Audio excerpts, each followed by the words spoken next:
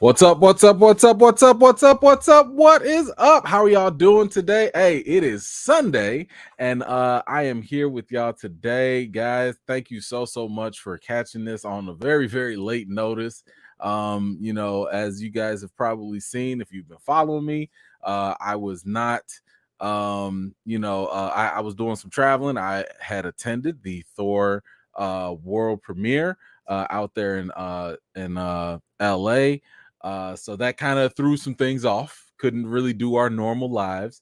But I had to do, make a little sacrifice for the business, and check that out.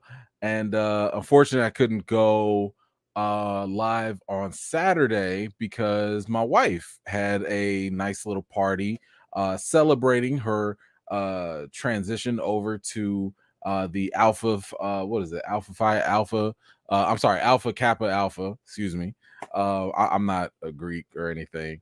She is a proud new member of the AKA sorority, and I am extremely proud of her for that accomplishment because she has worked very hard on that. So we had a nice little shindig at the house for that, to celebrate her. And yeah, today I had a little time to,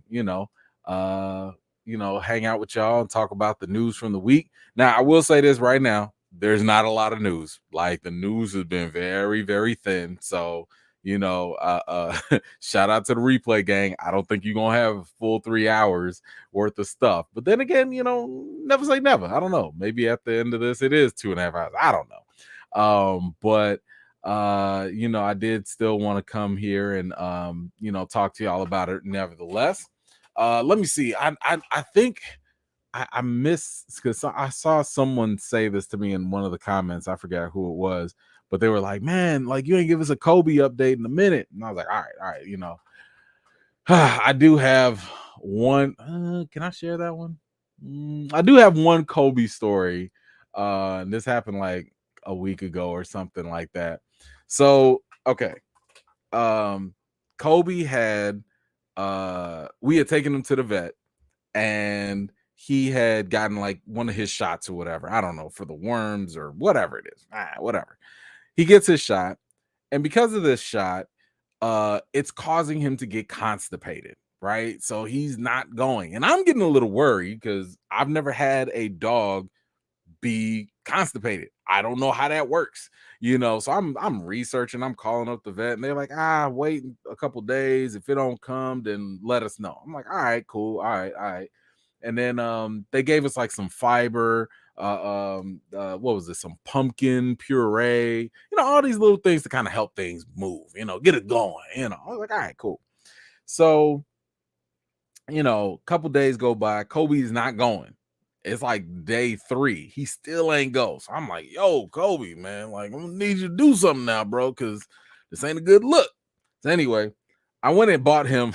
I don't know if y'all recall, but I told y'all a while ago that I had bought some Target puppy food, and that gave him the runs before. So I was like, well, if it worked last time, maybe it'll work this time. So I went and got him the Target food. Shout out to Target.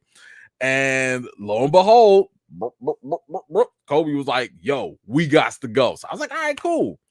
Only problem is this made him want to go even more. All right. So now Kobe is like freaking out every 2 hours. He's got to go. So I'm sitting there like, yo, I'm barely getting any sleep, because I think I took him out at like 5 o'clock, then at 7 o'clock, then at 9 o'clock, then at 11 o'clock, then at 1 o'clock, then at 3 o'clock. And I'm like, oh my God, I had no sleep. Okay. But let me tell you what happened at 3 o'clock in the morning. So I'm taking Kobe out. I have like little to no sleep.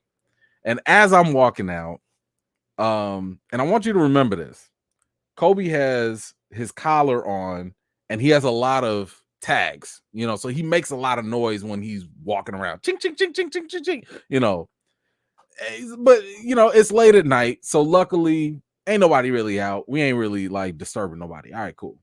So we walking out, Kobe doing his business finally, but he's doing it multiple times. So I'm like, bro, okay, we just gonna take a longer walk so you can get this out your system because I ain't coming back out again. As I'm walking back home, I walked past the building, and in this building, it's kind of like I don't know if it's a condo or town, I don't know what it is, but basically on the second floor, people have like they little patios that they can like step outside, right? And that's facing the sidewalk. So I'm walking my dog. I ain't paying no mind or nothing. And I see a light on. And I was like, dang, man, people still up at 3:30 in the morning. Oh, okay. I'm walking the dog. And now Kobe want to go and start sniffing around and he want to like do his thing. So I'm like, all right, man, hurry up, hurry up. So we standing in front of this place. And all of a sudden, I look up at the place with the light on. And a young woman just starts walking around in her drawers. And I'm like, oh, okay, all right. Just now I see why y'all up at 3:00. Okay, cool, whatever. Hey, we all grown, whatever. So, Kobe doing this thing or whatever. And then all of a sudden, I hear, I'm like, what the?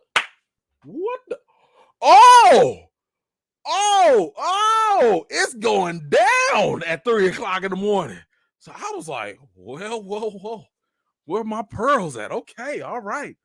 So now I'm sitting here like, okay, I don't know if they know that people are outside, but I'm like, yo, let me be quiet because I ain't trying to be no peeper Tom. I don't want nobody coming out there like, why is this black man outside?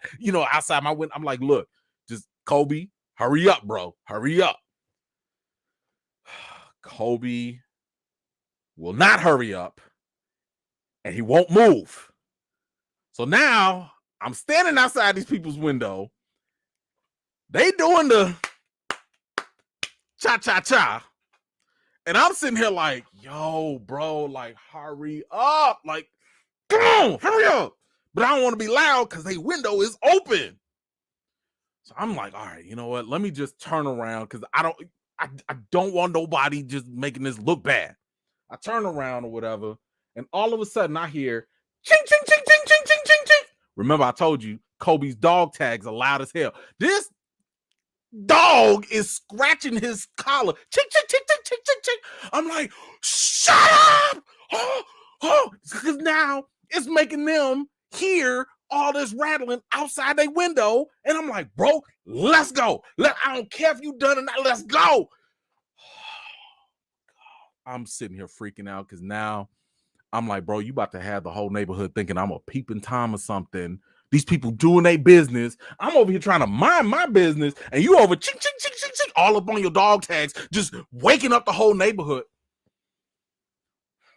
Luckily, I don't know if they saw me. I don't know if they heard me. I don't know. I just started beelining because I didn't want no problems.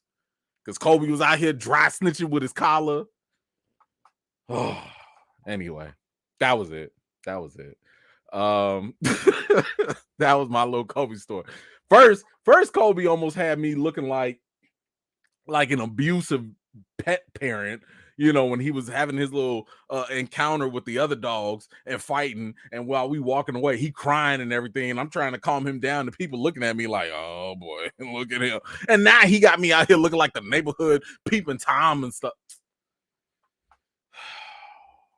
I don't know what to do. I don't know what to do, man. This Kobe gonna get me in trouble one day, and I'm not gonna like it.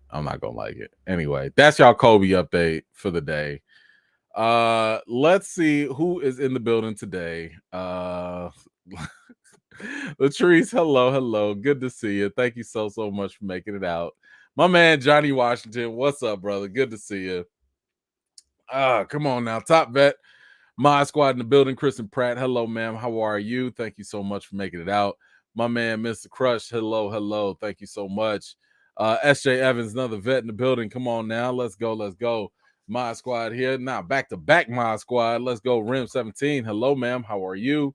Thank you so much for making it out. DJ Payne, what's going on, sir? Appreciate you. Sunspot, hello. Kenneth, hello. How are you? Cynthia, hello, ma'am. How are you? Shaul, how's it going? She's trying to hey, we had to kick it off today, thank you so much for making it out. My man Diddy is here. What's going on? Thank you so much for making it out on this last notice. Let's see. GD, hello, hello. Thank you so much for making it out. Got aloha, hello, hello. Thank you so much. My man Eric Shaw is here. What's going on, brother? Good to see you. Rhonda, hello, hello. Good to see you as well. Come on now. Miss Harper's in the building, y'all. What's going on? We missed all of y'all. Hey, thank y'all for checking it out. I'm mad because I left one of my lights at the hotel, so I got to buy another light in case the lighting is not all that great here. But I left it at the hotel. But hey, it was worth it.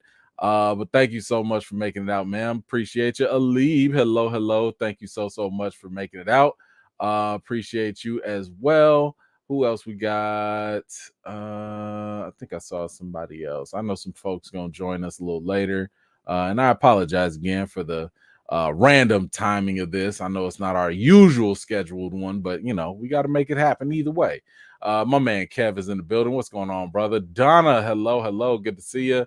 EB, hello. Good to see you as well. My man Gray is here. What's going on, brother?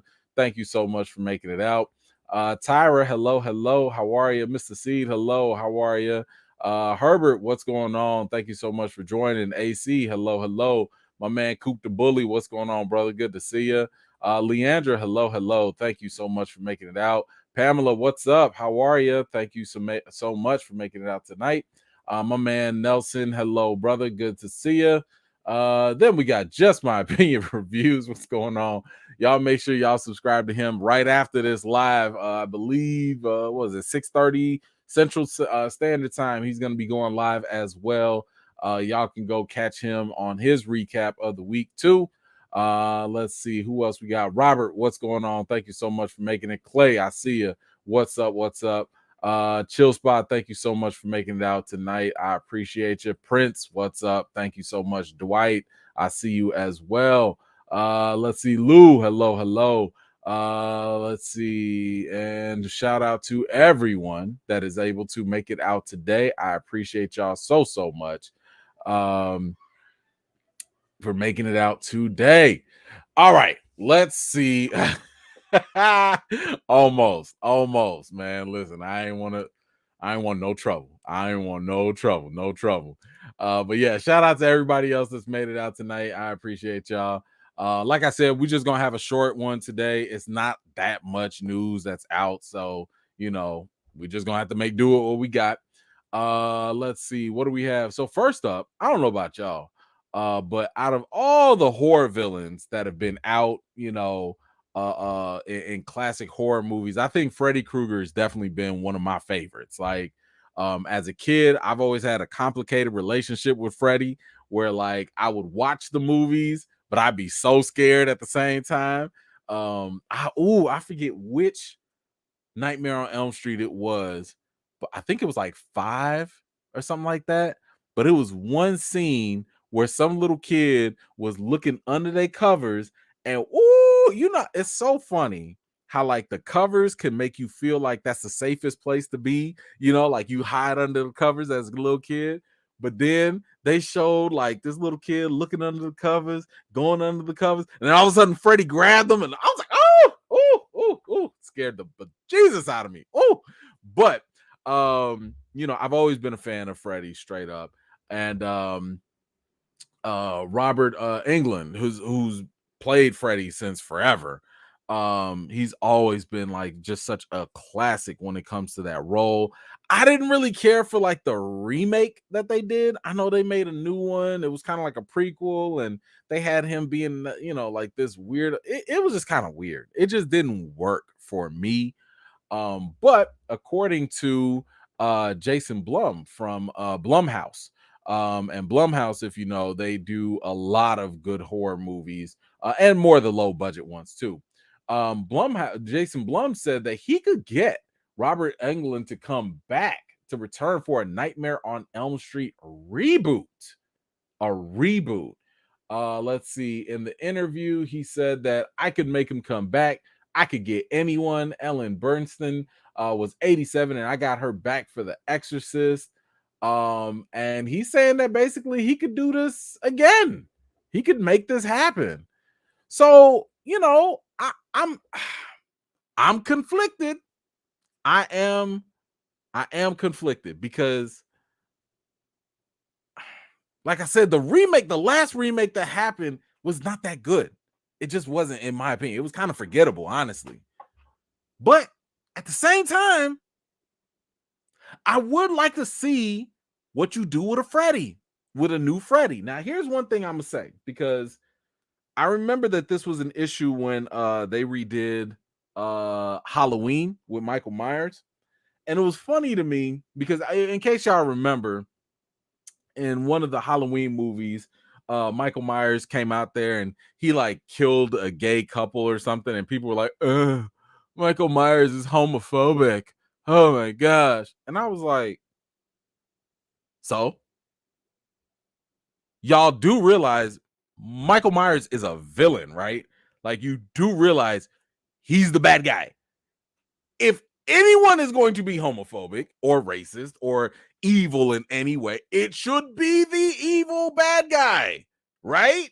Like, that's the one person in any type of storytelling that should encompass the things that we don't like. Now, in fairness to Michael Myers, he was killing everybody. He was actually an equal opportunity, killer. He didn't care if you was gay, straight, whatever. If you was in his house, you was gonna die.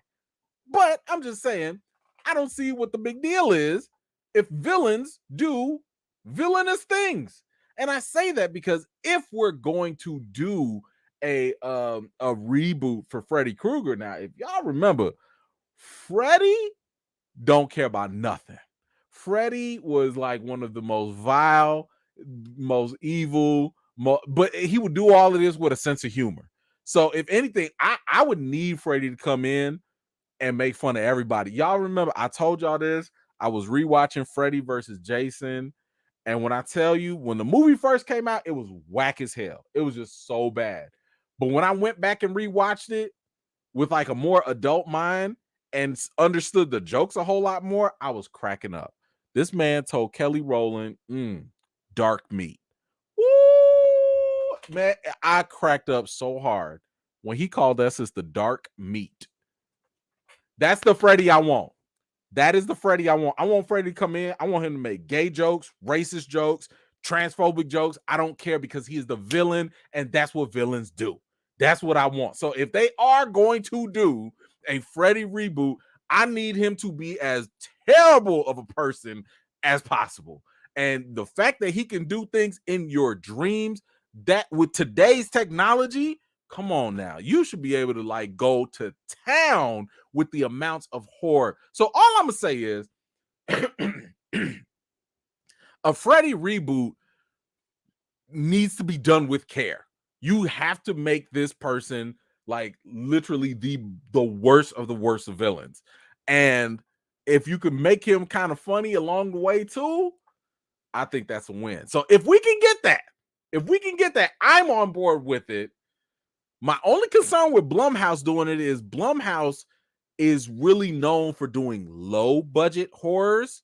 I mean, like really, really low budget. I want a little money put behind Freddy's, just nightmare terrors and stuff like that. I want this to be something, because Freddy can be a franchise. That could be something that could be built up, But anyway, I don't know. Y'all let me know how y'all feel about a Freddy reboot, and how do you feel about Robert Englund coming back to play the role? Because that's another thing. My man is like 75 years old. Don't get me wrong. He can still act. It is a lot of makeup. So it's not like, they got body doubles. They got stunt doubles and stuff. But does he need to come back? I'm fine with it either way.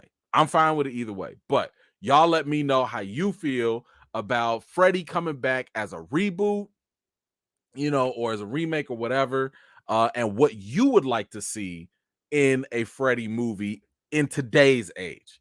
All right, let's get to some of these comments here. Let's see. I missed. Who did I miss? Nicole, what you got? I'm late. The way you should have went. True lies on Kobe. Listen. Oh my gosh. Listen. Kobe gonna get me in trouble. Kobe is gonna get me in trouble. And look, if I come up or E-Man has been arrested or whatever, it was Kobe. I'm telling you now, it was Kobe. I don't do nothing but mind my business, and Kobe gonna get me in trouble. I just already know it. Thank you, Nicole. I appreciate you. Lord, what's going on? E-Man, I finally had them Albanese gummies. Yes. Yes, it sounds like we got us another winner on deck with that one. Thank you so much. Jarrell, appreciate you. I'm glad that you had some good ultimate gummies. Hopefully, those are the ultimates. Actually, all of them are good. I don't care what they are. But thank you so much for that. Appreciate you supporting the channel like that. Who else do we have? All right, AFK, thank you so much. Or Neil, thank you so much. Just showing support. Been part of the replay game for months, years now, since cannot do a live due to different time zones. Oh, okay. From Malta. Your vids are awesome. Never miss one. Keep up the good work. Oh my gosh, thank you so much. That is so wonderful. And thank you for that. Those very kind words. I really do appreciate that. But thank you so much for that. Let's see who else. Okay, I think we can move forward. I'm gonna read some of those comments because I want to see how y'all feeling about it. All right, now, okay, y'all know that Marvel has Ms. Marvel. That is the latest on Disney Plus, and apparently we've gotten the numbers for it. Now, I've told y'all from the jump that Ms. Marvel for me, it's cool. You know, it's a cool show. I've really appreciated the authenticity that is put behind it, showing us the South Asian, perspective, giving us a deeper look into Muslim communities and stuff and Muslim culture. I've definitely appreciated all of that. And at the same time, I don't feel like it's really meant for a lot of people. I think it's kind of niche. It's a show about a teenage girl dealing with teenage issues, and that's fine. It's just not going to relate to a lot of people, right? And that happens. That's not really a bad thing, and it can be a good thing because whoever it clicks with, that's great. If it doesn't, it's not the end of the world. But apparently we do have some numbers, some stats on the viewership of Ms. Marvel, and apparently Ms. Marvel is the least watched MCU Disney Plus show to date. Yikes. So according to Samba TV, I think they do all the stats and everything. 775,000 US households watched the premiere of Ms. Marvel, while less than other MCU series. It was a hit with Gen Z, which totally makes sense, and that's viewers that are 20 to 24. They watched at the highest rate of any MCU show, and it also drew a more diverse audience with Black, Hispanic, and Asian households watching at a higher rate. Well, okay. All right. Well, that's interesting. So it's saying here that Loki is still like one of the highest rated. That had about 2.5 million viewers or views. WandaVision came in second with 1.6 million. Falcon and the Winter Soldier and Moon Knight with 1.8 for Falcon. Okay, all right, whatever. But yeah, the fact that it's hitting the younger audiences, the Gen Zers, makes sense to me. I mean, that's kind of what I thought it was going to do anyway. I mean, this wasn't like the typical Marvel show. The perspective is a whole lot different.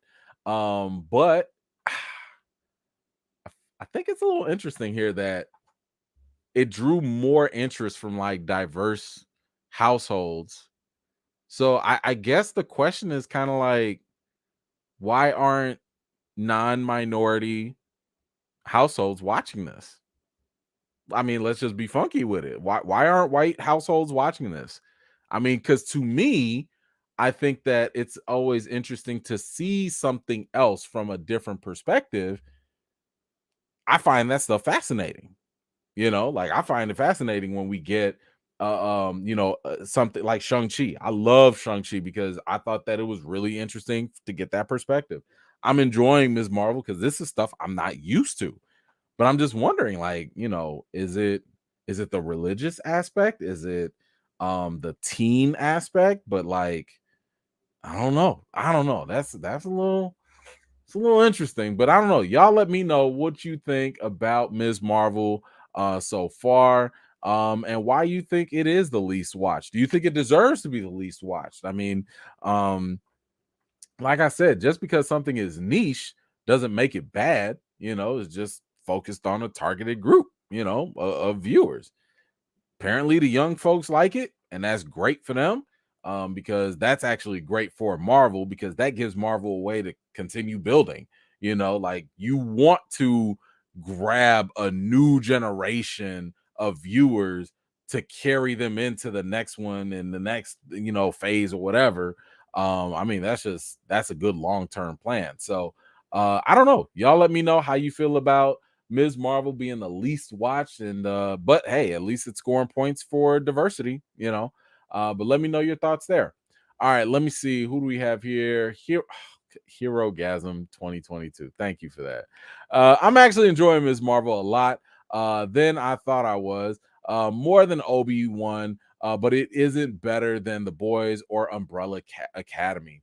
And that's a good point. I mean, I think part of that is kind of like the issue, right? Because I mean, think about this. Like, we had Ms. Marvel, um, like episode 3 playing at the same time as the season finale of Obi-Wan. And usually season finales are going to be rated higher. People are gonna watch that more.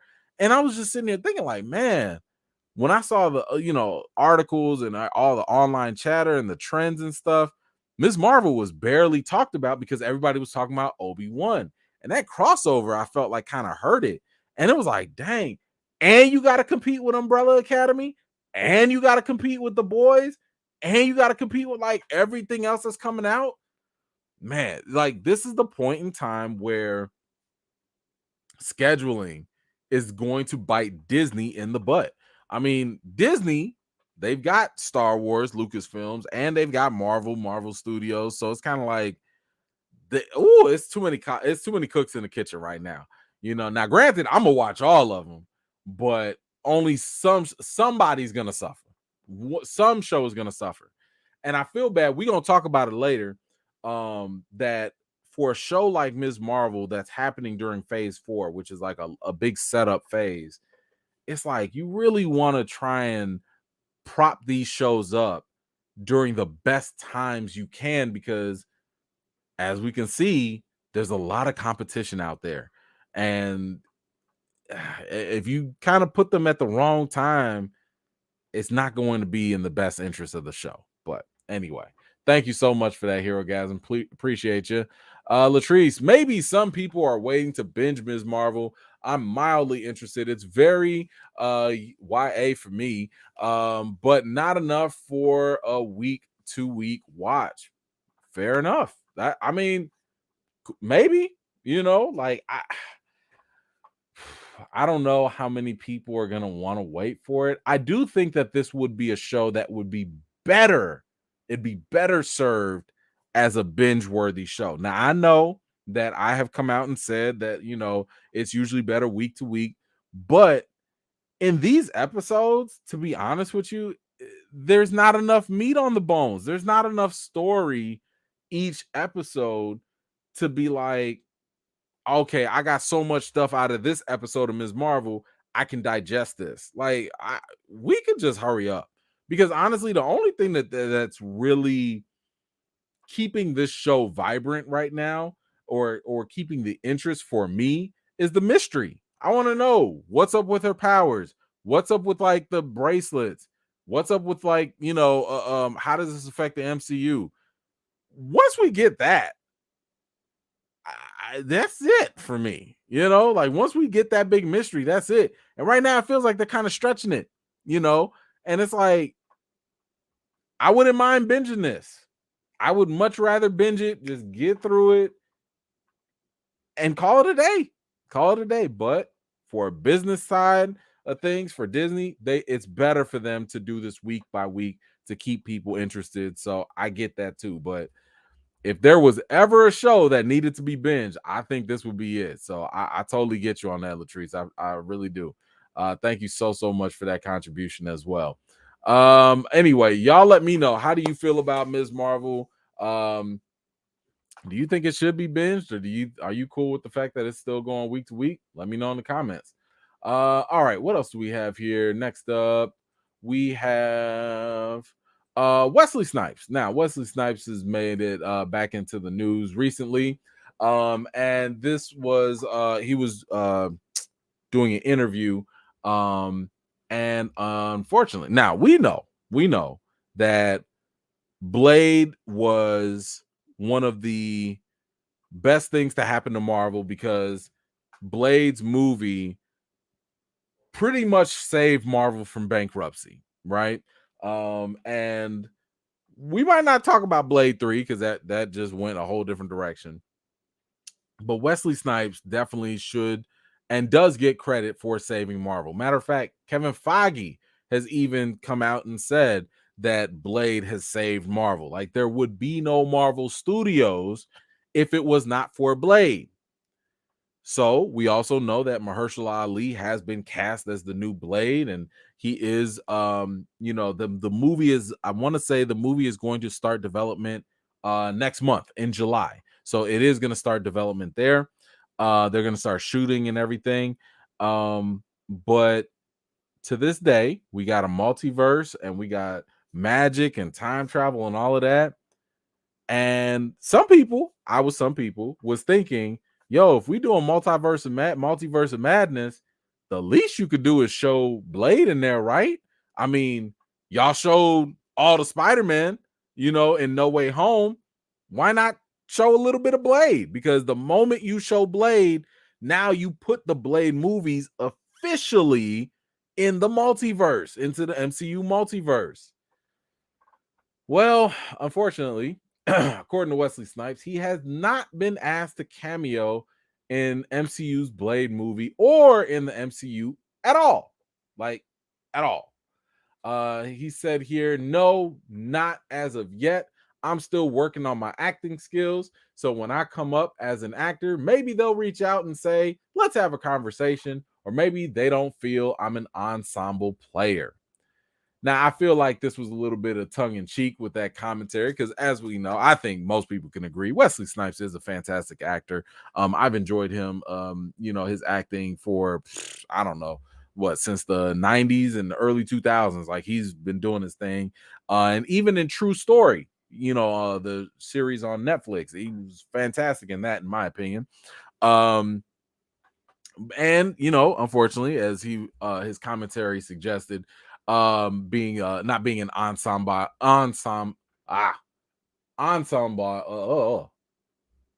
team player. I don't know why I'm just having a brain fart here. But he had a bad reputation for a while. He had a bad reputation in Hollywood, especially on the Blade series. Now, he's had his own reasons for that now, because he was saying that on Blade 3, he didn't really like the idea that Ryan Reynolds was coming in and they was trying to like push Ryan Reynolds' character ahead, and it was kind of like, but this is a Blade movie. Like, it's about me. I'm the franchise player here. Y'all want to push up these bench players that don't nobody know nothing about, so like they kind of did that and it was messed up. And he was like, not cool with it, which is understandable. It's understandable, but unfortunately he did get like a bad reputation in Hollywood for being difficult. And whether you believe some of the stories or not, it is what it is. I think that was one thing where like Blade was supposed to pretend like he was supposed to be dead or he was supposed to be knocked out, and Wesley didn't want to close his eyes or something. So like they had to CGI his eyes closed or something. Like, it was something wild. It was some wild stories with that. But either way, Marvel has yet to ask him, according to him, to be a part of the MCU, which I think it's terrible, because, and I've said this before, not just for Wesley, but also for other characters. I mean, Wesley's not getting any younger. Okay, let's just be honest about that. And you know, I've seen some people making comments about it. I didn't really want to get into it because it kind of gets a little touchy and emotional, but like, you know, some people have noted that Wesley's been losing a lot of weight. He does look a lot thinner than normal. And this does kind of sort of mimic and mirror what happened with Chadwick. Now, I am not implying or saying that Wesley is sick. It could just be the fact that he's old. It could be the fact that he's changed his diet. I don't know. But all I know is I would be very, very, very disappointed and hurt if something were going on with Wesley and we lose him before he can like be, you know, give him his MCU flowers. I don't want that to be something like when his time is done and he's gone, and then Marvel want to be like, "Oh yeah, we really appreciate you for all your work." Like, don't do that, because he's here right now. He's able to. The man is still working. He's still viable. Y'all can throw him into a quick cameo. Ain't nobody saying you got to make a whole movie for him. Ain't nobody saying you got to like give him a whole bunch of speaking lines. Just show the man some love. That's it. Kevin Feige himself has admitted that he has saved Marvel. The least y'all could do is throw this man a quick cameo, quick shout out, give him his flowers while he's here and not after. Because again, you know, time is moving. These movies, they take time. You know, Blade is happening. It's shooting now. The next Blade movie ain't gonna happen for like probably another 5 years. I'm not trying to see Wesley when he's like 90 years old and he could barely talk or something else or whatever. Like, yo, use the man while he's here. By the way, bring back Mace Windu too. So anyway, it was also interesting because Wesley also came out and said that he actually wrote 2 Blades 4 sequel scripts after Blade Trinity. So you see all these other characters here, the what was that, Jessica and Ryan Reynolds here that they try to push. So he actually wrote 2 scripts for Blade 4.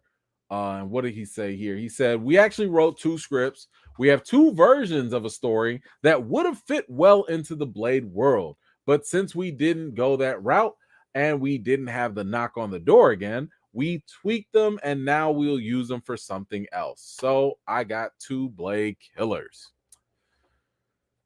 Well, now I definitely want to know what the hell them scripts were about, because I'd absolutely love to know what was going to happen with Blade after Blade Trinity. I mean, I know Blade Trinity was trash. I know it was not good.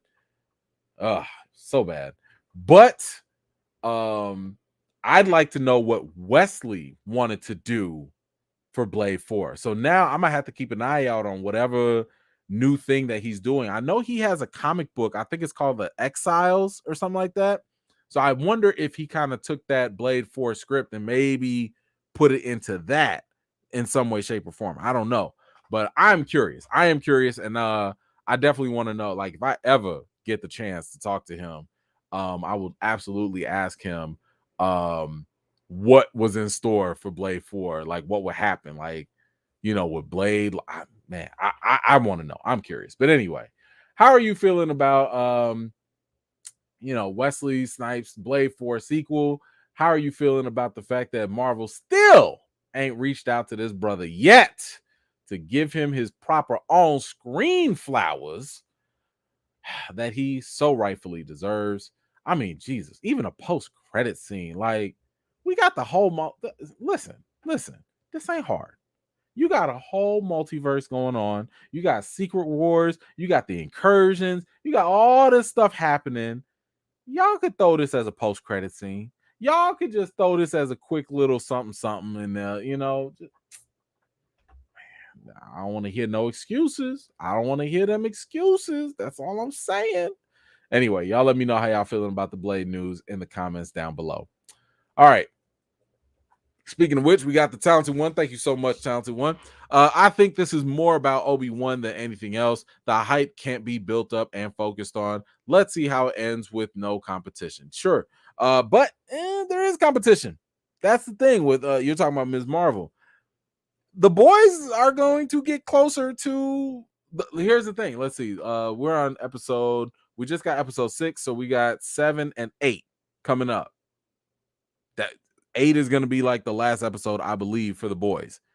That's going to be around episode 5 for Ms. Marvel. Then you got Stranger Things, the big conclusion. That's coming up July 1st. That's a lot. That's a lot to compete with. Man, I don't know. And we'll still have to see if this 6-episode formula works. Now, I would say for Ms. Marvel, it doesn't seem that deep. Like, there doesn't seem to be that deep of a story. So, however they want to end it in 6 episodes, I think we'll be fine. But is that going to have enough punch? Is it going to have enough sting? Is it going to have enough impact to capture people's minds? I don't know. But anyway, thank you so much for that, talented one. And hopefully it does well. I hope Ms. Marvel drops something fantastic, blows our minds, and like gets us going to the next show. But we'll have to wait and see. Hold on, I saw somebody else. Didier, what's going on, sir? Let's see. Thank you so much for that. I'm taking Wesley's comments with a grain of salt. Remember when everyone and their mama said that there weren't no Spider-Man, that they weren't in Spider-Man No Way Home? Hey, I'll take that too. I will take that too, because to be honest with you, I will lose my mind if Wesley shows up in the Blade movie. That I don't care how cheesy it is. I don't care if it's like what was it? Like what was that? 2008 Hulk, the Incredible Hulk, which is like the Ed Norton Hulk and still one of the best Hulk movies out to date. I don't care if it's as cheesy as when Lou Ferrigno was in there just doing a quick cameo, with Ed Norton. Fine, whatever. Just put Wesley in there. I just want him to get his on-screen flowers. That's all I need. That's all I want. But yes, I will hold that hope out. But at the same time, I'm not gonna get my expectations up too high, because I would not be surprised if Marvel just was like, forget y'all. I would not be surprised. But anyway, wait.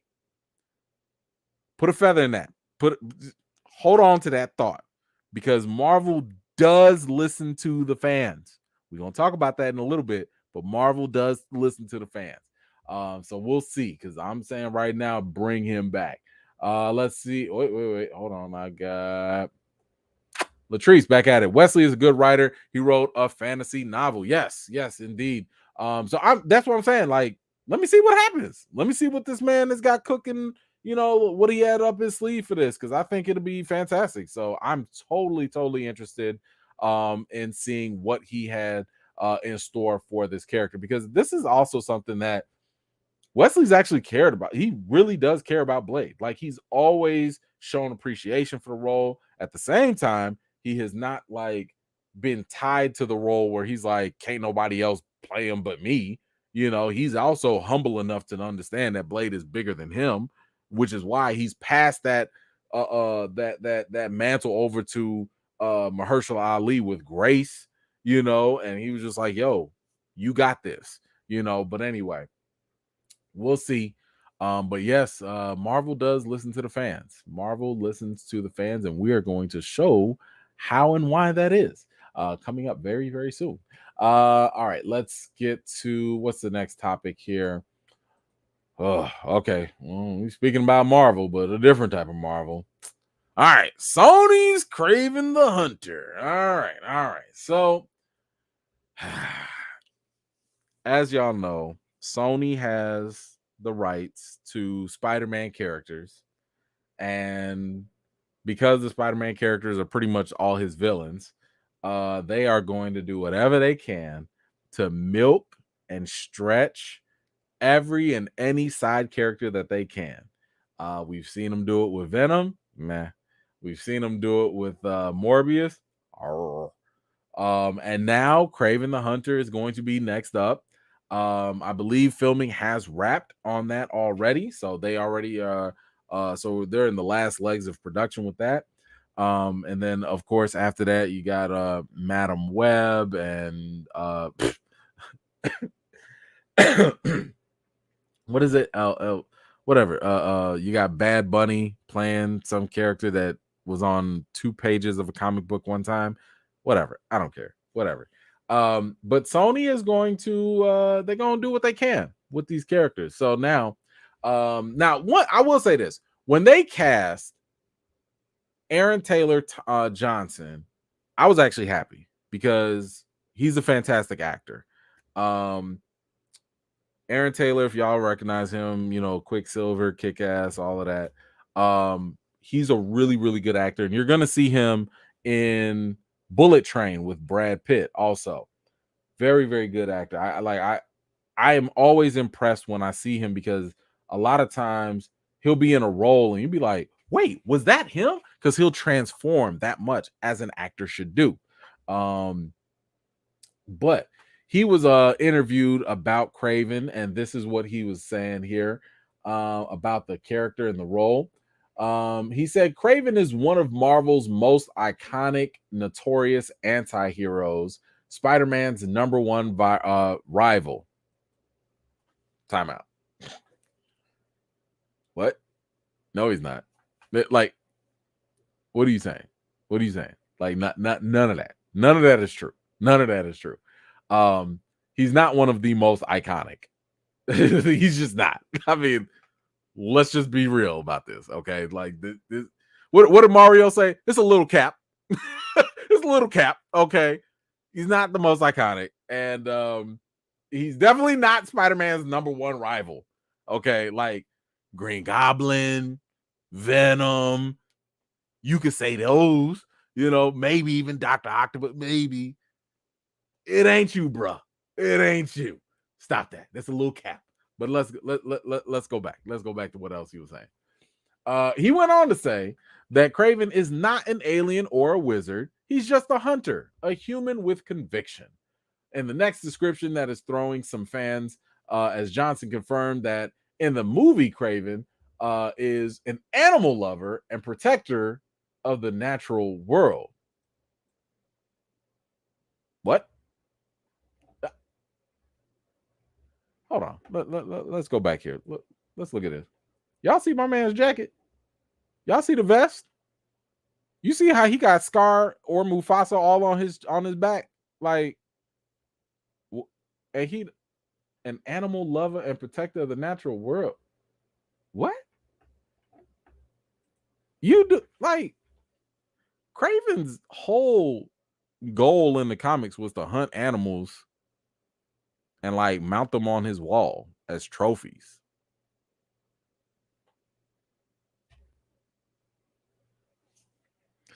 Let me tell you something, Sony. I don't know what y'all doing. But y'all need to stop. Like this whole idea of okay, let's back up. I get it. I know that y'all ain't got a lot to work with. I know that. I get it. What I would say though is that you don't have to make every character that are villains, by the way. You don't have to make them all anti-heroes. That's not going to be something that I need to see in a movie. Perfect example. Joker. Joker is not an anti-hero. He is in his own mind, in his own delusional, crazy mind. He thinks he's a hero, but we see he's a villain. So whatever the hell you doing with Kraven, I hope that you're just saying that he's an animal lover and protector and all this stuff. I hope you're saying it because he's got a twisted mindset to believe that, whereas in reality, he's like a crazy hunter. I hope that's where y'all going with this. I hope. Because and here's the other problem. In the because I don't think a lot of the synopsis or the plot was discussed, but I believe somebody was cast as like another hunter, and I think that was like gonna be the villain or whatever. it's almost like Sony won't learn their lesson. And I've told y'all this too. I've had such a big problem with mirror villains. It's so cheap. It's so stupid. It's so tiring to have the hero go against somebody that's got the same exact powers and abilities as them, except they're evil. Venom going against another symbiote. Morbius going against another whack ass vampire. Like, and now you're gonna have a hunter versus a hunter. If y'all don't just throw Spider-Man in these movies, like seriously, just throw Spider-Man, throw Andrew Garfield in there, and just be like, yo, this man spider is the ultimate hunt. I'm gonna catch him. And if for some of y'all that are familiar with the comics, he was also kind of Kraven was kind of enhanced. Like he took this drug, kind of gave him advanced hearing, smell, you know, basically making him a much better hunter. And Spider-Man was the perfect prey.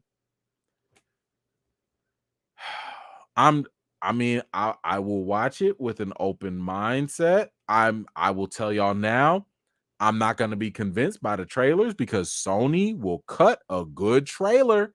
Hey, that Morbius trailer was actually pretty good.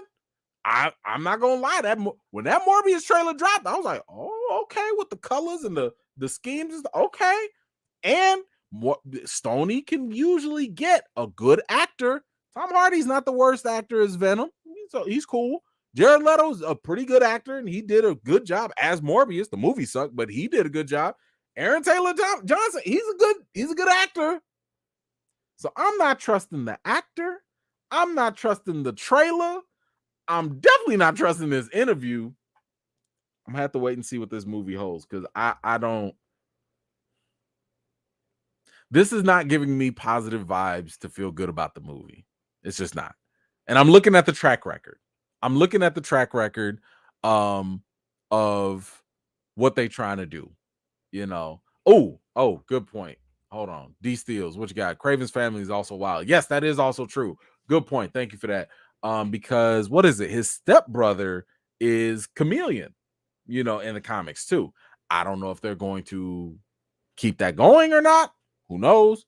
But all I know is Sony, all they have to do is throw Spider-Man in their stuff. And they could just say it's a different Spider-Man. It doesn't have to be Tom Holland. Y'all could leave that alone with Marvel. I get it. Just put Spider-Man in there. And then at least you'll have some interest. But anyway, how are y'all feeling about this? Kraven the Hunter. A lot, you know, some good signs, good actor, good character. I mean, Kraven does have like a really, really good story. If you've ever read Kraven's Last Hunt, that right there, I mean, it's kind of a one and done story, but that story could be really good material for an actor as good as Aaron Taylor Johnson to really do something good with. Now, I don't think you're gonna do Kraven's Last Hunt as his first solo movie, but I'm just saying there's potential in the character to do something worthwhile. I just don't know if Sony got what it takes right now. I don't know. I don't know. But anyway, y'all let me know how y'all feeling about Kraven. Are you excited for it? Are you looking forward to it? Will you give it a shot? Are you wait and see? Are you going to be at the theaters the second it comes out? Let me know. Maybe all it takes is a trailer. I don't know. Y'all let me know how y'all feeling. All right, let's get to some of these comments. The Don, thank you so much. I want a shoulder bump cameo from Wesley and Mahershala. They almost have a brother moment, but keep pushing. I see what you thought. That who did that? This is going back way back. I think this was it Saturday Night Live or Saturday Night Fever, something like that. I remember Travolta was walking down the street and then he bumped into Sly Stallone because Stallone made the movie. That was kind of cool. So I wouldn't mind that, but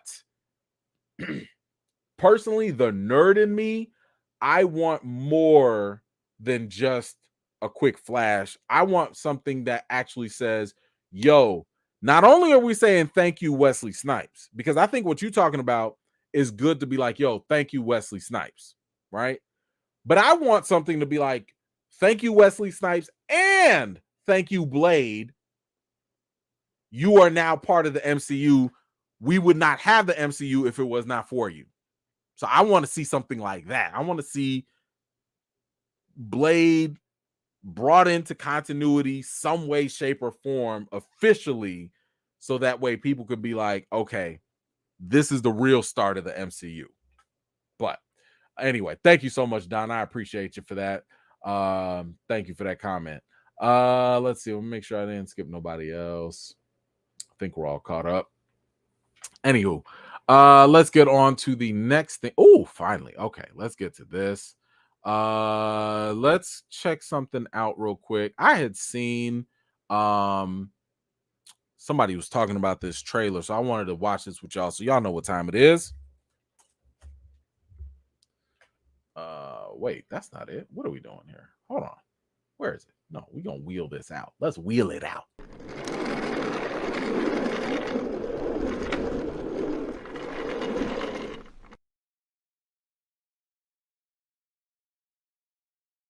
Okay, don't be having me out here like Omarion with these technical difficulties now. We ain't gonna do that. Okay, let's go. There is a new movie that is out. Now, I have not heard about this. Like I don't know what it's about. I don't know. All I saw was the thumbnail, and the thumbnail had me curious because all it's called is Smile. So I don't know if this is a scary movie. I don't know if it's a thriller, whatever. But I am interested. So we are going to check this out together and see what it's all about. It looks creepy as hell, so I definitely want to see what the hell this is. I don't really like that. I don't trust people that smile like that. I don't trust people that are, y'all ever see people that be like happy all the time? Like all the time they just be happy. Not like, oh man, I've found religion or I found peace. Not that. I'm talking about like you're just always happy. I don't trust you. Something's wrong. You don't know how to cope. I don't like it. And that's the vibe I'm getting just from this thumbnail right now. So let's check this out. We're gonna see what this Smile thing is all about. And see what this is, what's going on. All right, let's check it out here. Oh, yeah.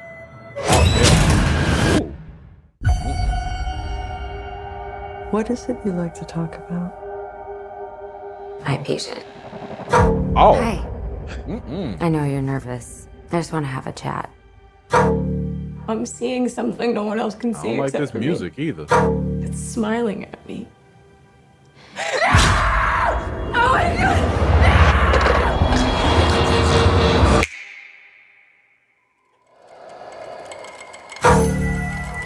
Oh hell.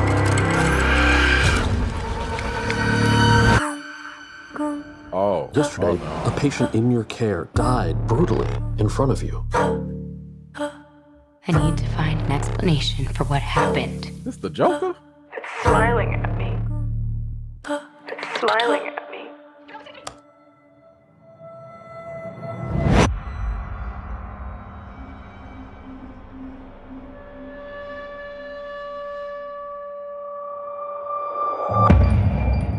No. You're going to die! You're going to die! You're going to die! I found 20 cases involving 19 victims with a direct line linking them all together. You said only 19. Why is it that everybody else who's seen it is dead and you're alive? I've seen it too. You? How long between each victim's death? None of them survived longer than a week. Today's my 4th day. I am not gonna keep running.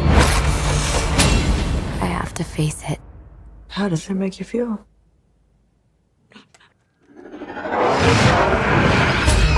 Oh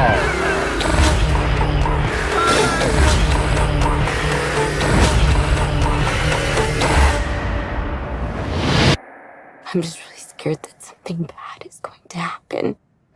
Whoa! Oh! Oh! Oh! Hold on! Oh! Okay, didn't see that coming. Didn't see that coming. Whoa! Ha! Oh! Okay, they caught your boy slipping there. Yeah, no, hell, no, no, no, no. Give me a second here. Yeah, yeah, hell no. This might be one of them movies. I just watch in the comfort of my own home with all the lights on after watching a little SpongeBob before and after. I don't listen. That's good. That's a good trailer though. That's a good trailer. 'Cause I didn't see none of that happening. Yeah, no. I don't know. Yeah, ain't no way I'm watching that in no theater by myself in the dark. In the dark, for real? Let me tell y'all something. One of the scariest things I had ever done, and it was the stupidest thing because I thought it was the smartest thing. One of the scariest things I ever did was I went to the theater by myself, which, I usually will go to the theater by myself, and I don't have no problem with that. But I went to go see, what was it? I think it was Sinister. I think it was the movie Sinister, made by the same director, by the way. No, not the same director. That was Scott Derrickson. Never mind. But I went to go see this movie by myself, and I was like, you know what? Just because I'm going by myself and it's a scary movie, I'm about to go watch this during the daytime. Matinee, baby. Oh, yeah. Dumb. Don't ever do that mess in your life.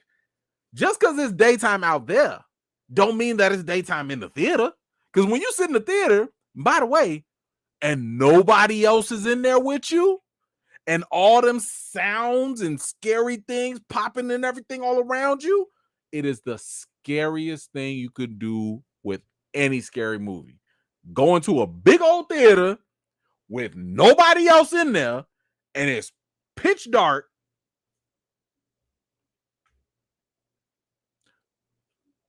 I don't think I slept for like 2 days. Like, it was just, I couldn't shake it. The movie wasn't even all that good, but just that environment screwed me up. So don't do that.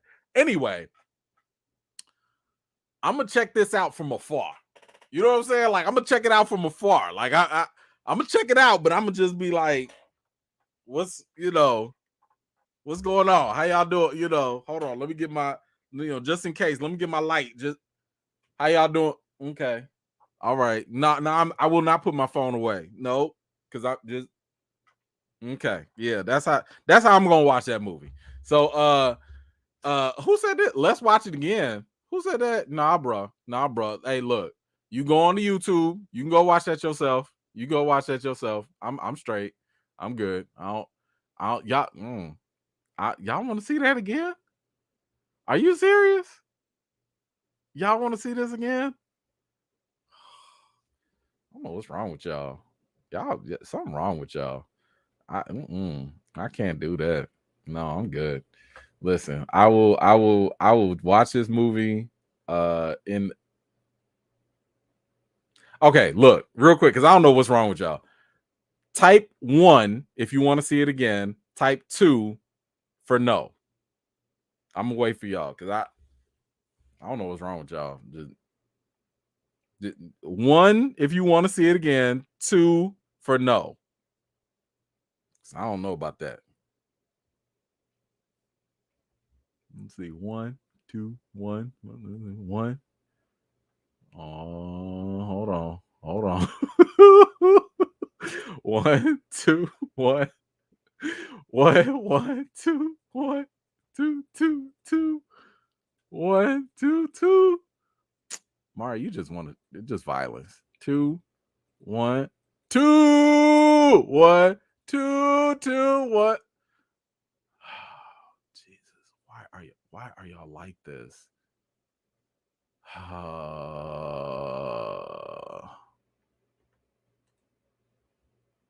Damn it.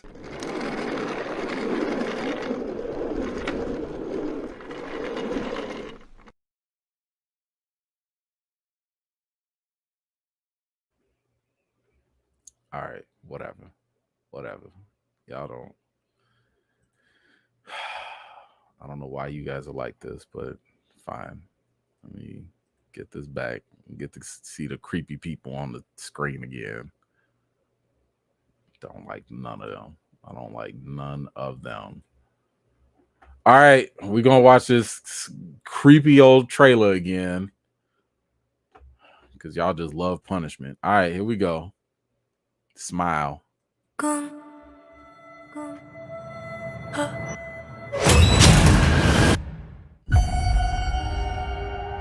What is it you like to talk about? My patient. Hi. I know you're nervous. That's I just one want to note. have a chat. I'm seeing something no one else can see except for me. It's smiling at me. Oh my god!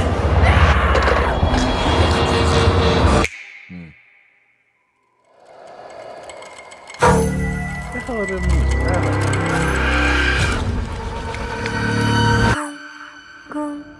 Yesterday, a patient in your care died brutally in front of you. I like that. I need to section. find an explanation for what happened. It's smiling at me. It's smiling at me.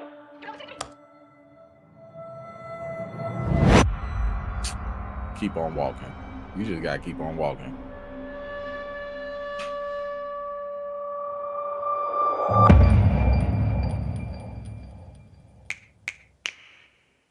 You're going to die! You're going to die! You're going to die! You're going to I found 20 cases involving 19 victims with a direct line linking them all together.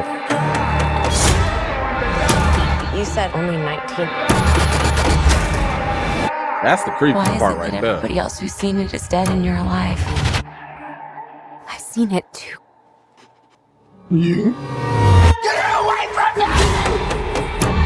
How long between each victim's death? None of them survived longer than a week. Today's my 4th day. I am not A-Train gonna die. A-Train definitely gonna die. I have to face it. How does it make you feel?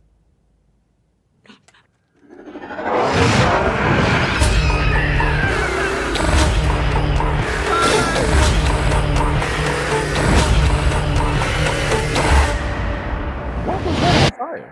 I'm just really scared. Yo, that something I don't know if I can do this. happen. Come on now, just don't. Ah! Ah! I don't like it. I'm gonna watch it because I'm stupid.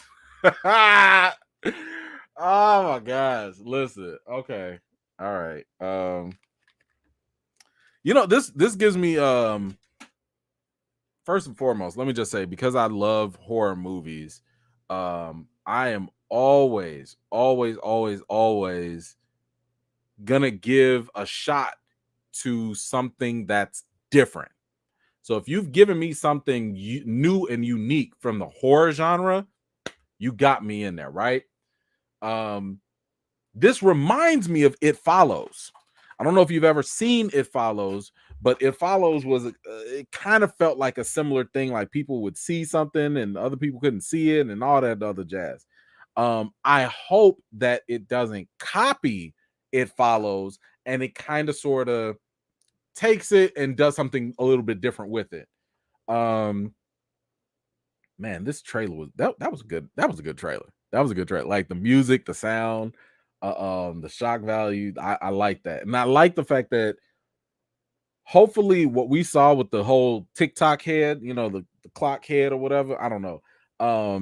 Hopefully that's not the only jump scare that's in the movie. Like hopefully they have some other stuff in there that can also scare us. Because if that's the scariest thing, like shame on you for showing it. But and it's fun. Like I keep thinking like this would make if I'm like Todd Phillips, I'm taking some notes here for the Joker for Joker too. Forget the whole Joker musical crap. Make Joker a horror movie. Like, I think that'd be dope because for comic fans, and if you've watched the animated series of Batman, Joker would use like this toxin that would make people smile and like die. So like that already was giving similar vibes on that, but that I like that. This is giving me hope, a little bit of hope, that movies are finally going to start coming back where it doesn't need to be a franchise or a reboot or a remake. I will not mind putting a little money in and actually supporting this because we want that. We want movies to give us something new, something different, and to push the limits. And hopefully this one lives up to that. But I don't know. Y'all let me know how you feeling about this. Listen, it's been a while since a trailer could get me like jump like that. Like I was not expecting that. Not expecting that at all. But y'all let me know, how did you feel about the Smile trailer? A-Train's gonna die, right? Like he's clearly gonna die. Ain't no way he gonna live. I refuse to believe he's gonna live in this movie, like at all. I think he's gonna die, but yeah, whatever. All right, let me see. I think I had a comment on here, but y'all make sure y'all leave y'all comments down below. Hold on, I gotta scroll up. Make sure I ain't missed nobody here. Okay. All right, cool. Caught up. All right, let's move. Okay, I saw one person. There we go. Latrice back at it. It's a no for me. They can keep that devil movie. Hey, I understand. And listen, it ain't for everybody. Horror movies are not for everybody, and that's totally fine. Look, stay in your lane. If that's not what you get down with, don't mess with it. Don't mess with it. Leave it be. I'm here for you. I totally understand. I'm a sucker for punishment. I am gonna go watch this. I have no business watching it because I think I said nope like 4-5 times during this trailer alone. But yeah, I'm gonna go watch it. Eden, thank you so much. Hey man, let's put a smile on that face, man. Listen, hey, don't play that game, man. Hold on now. But thank you so much for that. Appreciate you, Eden. Definitely coming through with the support as always. Thank you, sir. All right, let's move on to the next one here. Golly, I did not expect that to be so good. Let's get on to the MCU. So Kevin Feige has been interviewed lately, and we have talked about actually, hold on, let me grab this too real quick. Chris Cool, thank you so much. Like Bird Box meets Vecna from Stranger Things. Good comparison, yeah, and a little bit of It Follows in there too. I like that. Very, very good observation there. All right. So Kevin Feige in the MCU, he has been making a little news with some of the updates that he's been giving us. Now, I don't know about y'all, but I think it's safe to say that phase 4 of the MCU has been kind of mid. Now I don't think it's because of the quality of the movies that have done that. I think part of it, now some movies have kind of slacked, but I think part of it has also been because of the fact that how the hell does any movie follow up after Infinity War and Endgame? I mean, how? We're talking about something that was unprecedented. We're talking about something that we've never ever seen in the cinematic world before. We ain't never had 20 plus movies connect to the point that they also came to a climactic, I would say fulfilling resolution in those two movies that ended up becoming like the top 2 highest grossing movies of all time at when they came out. So I don't know how you follow that up. No matter what was going to come out, it just was not going to match the level of excitement and joys and thrills from that, from that height, So I think that that's part of it, right? Now, here's the other my other speculation. My other speculation is the fact that, like, I think Marvel, keep in mind, Phase 4, when Marvel was thinking of Phase 4, they didn't have all the rights to their characters, because remember, Marvel plans things out 5 to 10 years in advance. Okay, so everything we're seeing now, Marvel was planning that back in 2018. They were thinking about everything we're getting now. So, like, they had already thought of these things before that Fox acquisition went through. So before they got mutants, before they got the X-Men, before they got everything, Fantastic Four, all of that, they were thinking, how do we deal with everything that happens in 2022 or whatever? So Black Widow, Spider-Man, all of those things, what we're getting now, they thought about 5 years ago when they had less to work with. The reason why I bring that up is because I call this the end game formula, right? So, like, the end game formula, it was a perfect time for Marvel to throw in movies that wouldn't nobody care about. Do y'all remember when Infinity War came out? Everybody was excited. I want you to go back to that time for everybody was like blowing their minds. Everything was dope. Everything was crazy. We was like, yo, Infinity War is nuts. Thanos is doing his thing. Cool. After Infinity War, what were we looking forward to? Endgame, right? We wanted to see what happened in Endgame. But what did Marvel do to us? What Marvel did to us was they put in 2 mid movies right in between those phases, in between those movies. They gave us Ant-Man 2, and then they gave us Captain Marvel. Well, nobody really checking for either one of them. Not really. And both movies were, not all that great. But they knew, because we were looking forward to Endgame, we would watch everything and anything that came right before that. And they got us. Ant-Man 2 made more money than the first Ant-Man ever did.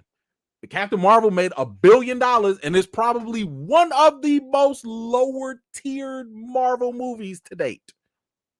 A lot of people don't like that movie. I'm a lot of people. So it was a perfect business model and a perfect business decision to say, you know what? We're not going to get people to care about these movies at all, but we will if we get them right before Endgame. And they got us. And I feel like that's what this whole phase is doing. Because this whole phase, even though it was pre-planned before, X-Men, mutants, and all that, we gonna sit here and watch all of these mid movies. Why? Because phase 5 is gonna kick butt and break records. Let's kind of go through the phases real quick. Let me see if I can let me get the phases so we see everything that is here that we have to deal with. Because I think when you see what I'm talking about, it'll make a little more sense. So we kicked it off with Black Widow, which I think was definitely, that should have been in phase 2. That really should have been in phase 2. Shang-Chi comes in, good movie. I liked it. It was cool. Eternals, halfway. Some people like it, some don't. All right, whatever. Spider-Man No Way Home, that was probably like the best movie so far that we have. Doctor Strange 2, it was cool. A lot of expectations, because people wanted everything to happen all at once. Not so much. Thor Love and Thunder, I'll let y'all decide on that. In my opinion, it was not better than Ragnarok. It's still an okay movie. It's going to depend on your sense of humor. Like, if you like Taika Waititi's comedy, you will love Thor Love and Thunder. Black Panther Wakanda Forever. I still think Black Panther is going to make money because people want to see what they're going to do and how they're going to celebrate Chadwick and all of that. But I don't think it's going to be the $1.3 billion follow-up sequel that the sequel should have been. I don't think it's going to do that. Then you have Ant-Man and the Wasp. You have and that is with Kang the Conqueror, right? Okay, Guardians of the Galaxy. I don't think anyone's excited about that right now, but that's going to close a chapter there.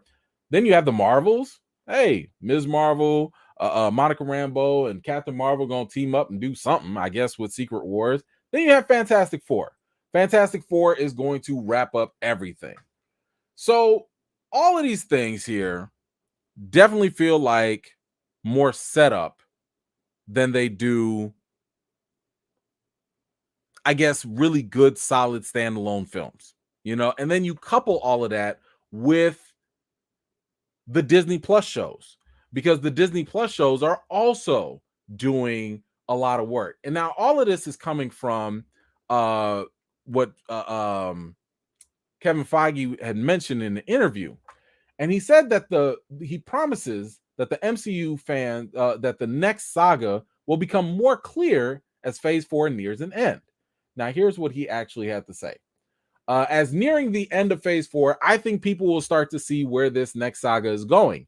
I think there have been many clues already that are at least apparent to me of where this whole saga is going. But we'll be a little bit more direct about that in the coming months to set a plan so audiences who want to see the bigger picture can see a tiny, tiny bit more of the roadmap. Okay. All right. Cool. Now, I think in terms of where they're going with it, Secret Wars already seems like something that they're doing. I mean, that's actually no, they don't have. It's Secret Invasion I'm thinking of, but Secret Wars will be something. They're clearly going to do something where you're going to have two different realities. We're dealing with the multiverse, the incursions. So for those that have read the comics, y'all already know that that's going to be a whole nother saga in itself. My thing is that I feel like even though they're doing the multiverse stuff, you also have, and we have yet to find this out, you also have the stuff going on with the Kree and, I'm sorry, not the Kree, the Skrulls. That's a whole nother story in itself. Then you have all these different dimensional things happening. We got Moon Knight and the Egyptian gods and their whole dimension. You had Gore the God Butcher and Thor and Love and Thunder, which I'm not going to spoil or talk about. But potentially that has some consequences. Then you have Kamala Khan with Ms. Marvel. You got these Jinn and the clandestines and stuff, like they coming from a different dimension too. Then you also have the connection with Ms. Marvel and Shang-Chi and the 10 Rings and stuff. It seems like there's a lot going on. By the way, let's not forget in Eternals, you also have a whole Celestial that may or may not come back and destroy the world. There's a lot going on. So yeah, I mean, Feige can sit here and say that these things are apparent to him. Well, duh, the whole plan, so of course they are. But for the average person who, let's just say, is not familiar with comics, they probably don't know what the hell's going on. They probably don't know who's coming, what's the big deal, or whatever. Because honestly, these are a lot of different connections that you're trying to make. Should we be worried about Kang? Should we be worried about the Celestial? Should we be worried about the Egyptian gods? Should we be worried about the Jinn? Should we be worried about like the Skrulls? What are we supposed to focus on? We don't know what to focus on. So I do think that because of all the different directions that they're going in, a lot of these things are not going to be fully appreciated until much later. Now, remember what I talked about with the Endgame formula? You got that big movie that everybody's looking forward to, but you just kind of sprinkle in these other whack things in between. I think that Phase 5 is going to be where we're going to have the mutants, we're going to have the X-Men running around, we're going to have like everything. We're going to have basically all the top hitters really come out. So for people that are like, man, MCU sucks right now, it's done for, I don't care, I'm gonna give up. You'll be right back once they drop the X-Men. You'll be right back once they drop listen, Avengers versus X-Men, I told y'all that's a $3 billion movie. If they do it right, if they do that right, that's $3 billion right off the jump. So right now, this phase is definitely mid as ever. It's definitely average. But I would not be surprised if the next phase 5, does enough stuff to make us go back and look back and appreciate what we do have here. Not saying it's going to make the movies any better. I'm just saying it's going to make us appreciate it. So, for example, WandaVision had us go back and look at Age of Ultron like, maybe I judged you a little too harshly. Maybe there was a little bit more there than I thought, and stuff like that. So I wouldn't be surprised if that's what they end up doing later on. But phase 5 is definitely going to have us, I think, primed and set up for some really, really amazing things. But Marvel has so many different directions that they can go in at this point. They can milk this for like the next 30 years. Straight up. You notice in all of this stuff that I talked about, I didn't even talk about Young Avengers. You still got a whole nother thing going on with them.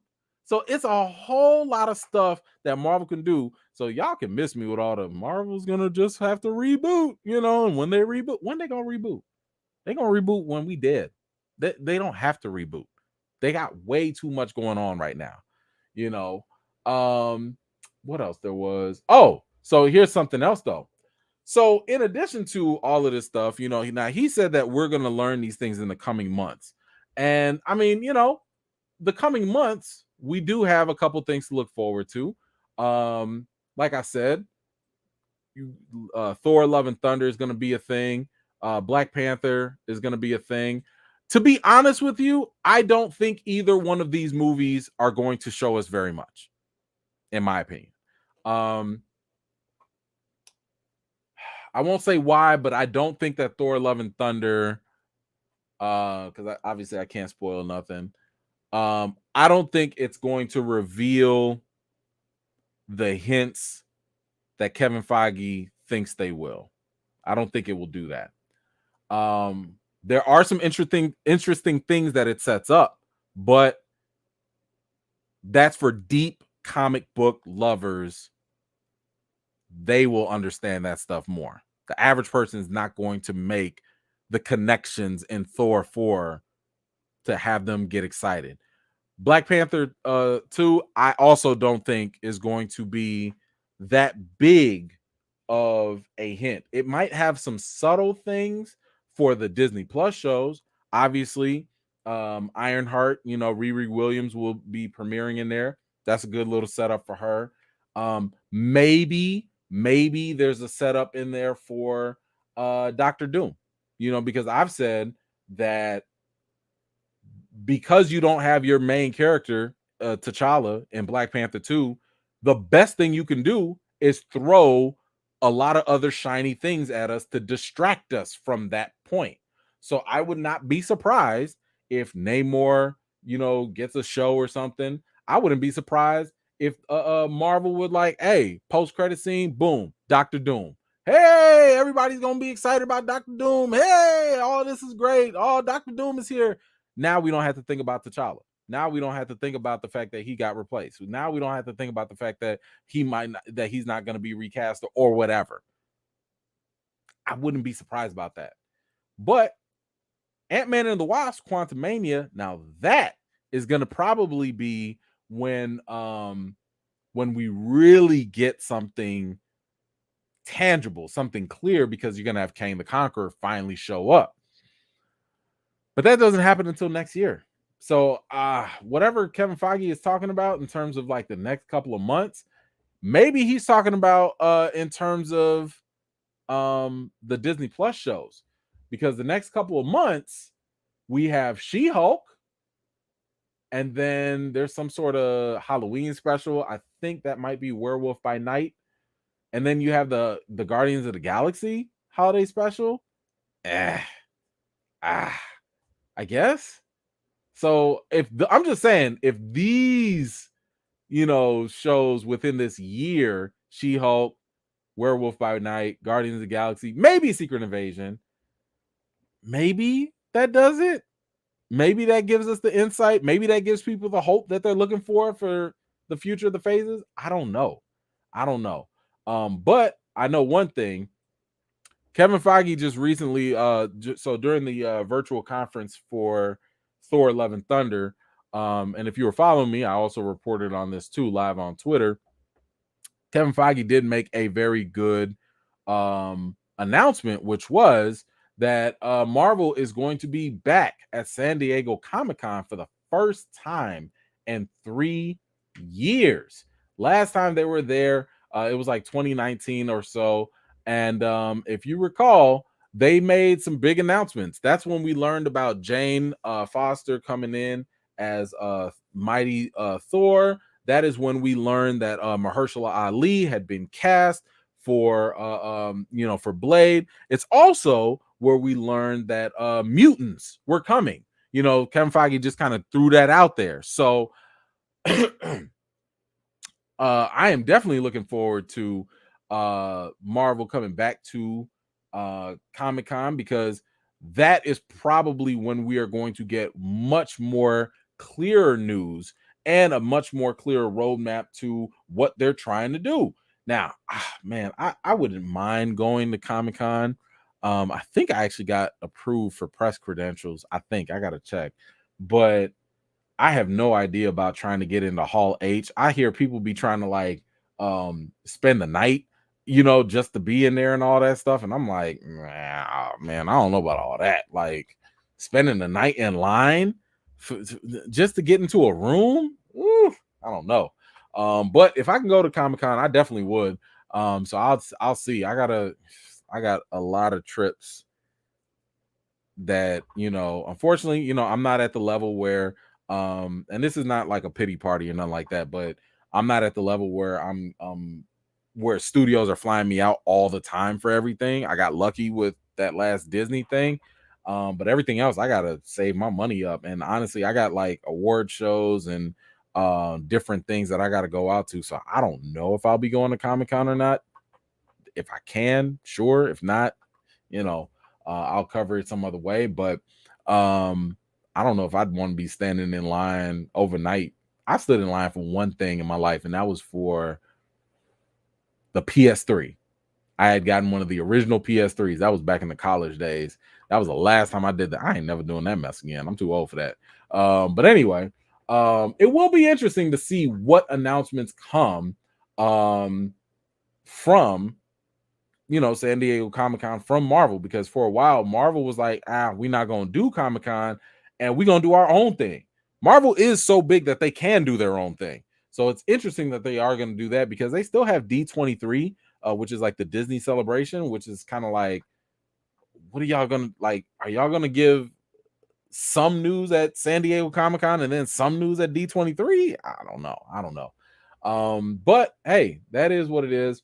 But by the way, I told y'all I wanted to share something with y'all about Kevin Feige and just kind of keeping up with this. Y'all remember, so Doctor Strange Multiverse of Madness is now on Disney Plus. It's now streaming, right? And because it's streaming, you can also catch some of the bonus footage on there.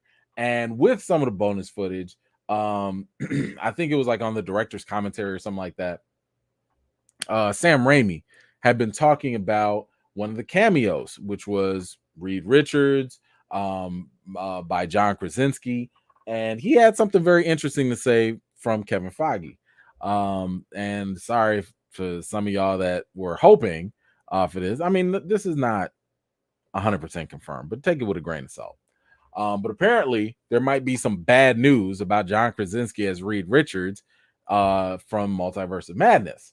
So this is what Sam Raimi had said about it. He said, it's funny that Kevin Feige cast John Krasinski because the fans had a dream of who the perfect Reed Richards would be. And because this is an alternate universe, I think Kevin said, let's make that dream come true. I've always really enjoyed all of his performances. So the thought right now is, because fans really wanted John Krasinski as Mr. Fantastic, and because Multiverse of Madness was dealing with an alternate universe that they could throw away, that was the only reason they even cast him. So one, that could mean that John Krasinski is a one and done as Mr. Fantastic. Like, hey, here's your bone. There you go. Have fun with that. Or two, they listen to fans. They listen to fans. I hope that is not the case. Because I could totally see Reed Richards, John Krasinski as Reed Richards moving forward. But that'd be pretty whack. That would be pretty whack if the only reason you did it was like, all right, here's that fan service. Because people were not asking for John Krasinski to be Mr. Fantastic for a cameo. They wanted him in the role, period. That's what people were saying. So I question the fact that, like, yes, you listen to fans, clearly. You hear fans, clearly. But how you interact with fans is the part that I'm a little iffy about. I'm a little iffy about that. Like, do you really understand what the fans want? Because I'm thinking, if you're Kevin Feige and you heard, oh, people like John Krasinski as Mr. Fantastic. Oh, okay, that's cool. Give them about 5 minutes and kill them off real quick. They'll be happy with that. I got questions for you, sir. I got questions. Because that cannot be. Y'all can't be that. Y'all can't be so smart that y'all dumb. Y'all cannot be that smart that y'all just do dumb things. I refuse to believe that. But hey, they listen to the fans, y'all. So it's not set in stone that we will never see him again. But man, that would be a dumb decision if they don't. Like, they turn around and just. Now, I will give Marvel credit. Marvel does do a good job with the people that they do cast. Generally speaking. But man, that's gonna be yet another ball just dropped if they don't do this. And let me just say one other thing as I wrap up. I know that we're looking forward to Phase 5 because Phase 5 is going to have the mutants, the X-Men, and all this other stuff going on. But I will say this, if Marvel drops the ball, because right now they can afford to drop the ball here. It's okay if Phase 4 sucks because Phase 5 has so much potential to be great. But if they drop the ball in Phase 5, if Marvel gives us a terrible, matter of fact, Marvel can't even afford to give us an average X-Men movie. Throw the MCU away. I'm just going to consider Phase 3 as the final one, and that's it. If Marvel cannot deliver on a solid X-Men movie, if they cannot give us a if you can't do better than Fox, throw it away. Throw it away. All those people that say you done with Marvel, that's the line. That should be the line where, like, these are your prized possessions, your prized IPs, and if y'all can't do better with them than these other companies, done for. Don't even care. But anyway, y'all let me know about how y'all feel about Kevin Feige's hints about San Diego Comic-Con. Are you looking forward to the rest of Phase 4? Are you excited for Phase 5? How are you feeling about the current phase right now? Let me know your thoughts in the comments. All right, let's get this comment real quick. James, thank you so much. Phase 4 was necessary world building, and the pandemic did a lot of damage to the flow of the shows and movies. Think about how they reordered it. That is very true. That is very, very true. I would also say that, like, expectations play a very big part in that too. The fact that, like I said, coming off of Endgame and Infinity War, expectations are high. Like, people are like, yo, keep this party going. But it's like, yo, every party got to stop. Every party got to cool down. You got to go get your rest, and then maybe you can party the next night, So right now, I think we're in the cool down phase. And you're right, the pandemic did play a part. I think if anything, what the pandemic did illustrate, what it showed was that Marvel has a lot of flexibility. Because I've said this to people many, many times, whether it's recast T'Challa or not, Marvel can do whatever they want. Marvel was able to take a pandemic, move movies around, shuffle orders, change scripts, change stories in pre, mid, and post production. They were able to do whatever they wanted, however they wanted, whenever they wanted. Because that's how Marvel gets down. They can do whatever they want. So yeah, but they were able to adjust, and that's one of those things I do actually appreciate about Marvel Studios is the fact that they're actually really flexible. They're not like certain other superhero studios that are so committed that they have to do this one thing this one way, and they will just put out some crap because they want to make $1. I appreciate Marvel at least trying to be better at that and not just going for the dollars all the time. All right, let's move on to Levride. Thank you so much. I get the big setup thing, but that shouldn't excuse the bad writing in those shows and movies. You're right. You're right. It shouldn't. But I think that it's they're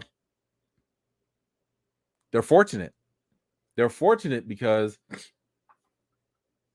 if this level of midness was happening with, the X-Men or something like that, they'd be in deep trouble. They would be in deep, deep trouble. So they can get away with it for now, but that leash is going to be short. It's a short leash. Once we get into phase 5, I think there's less room for error at that point. But thank you so much for that, LeVar. I appreciate you. All right, let's move on to the final topic of today. Y'all already know what it is. It's Miller time. I don't know. I don't know why we're still here. I don't know why this is it saddens me that this still is going on. Mainly because I don't like the fact that children are involved. I don't like the fact that WB has been really silent officially. They've been silent on the Ezra Miller situations. We're getting reports, and we'll talk about those reports. But yet this is another accusation levied at Ezra Miller. It's tiring to even try and recap all the mess Ezra Miller's been in.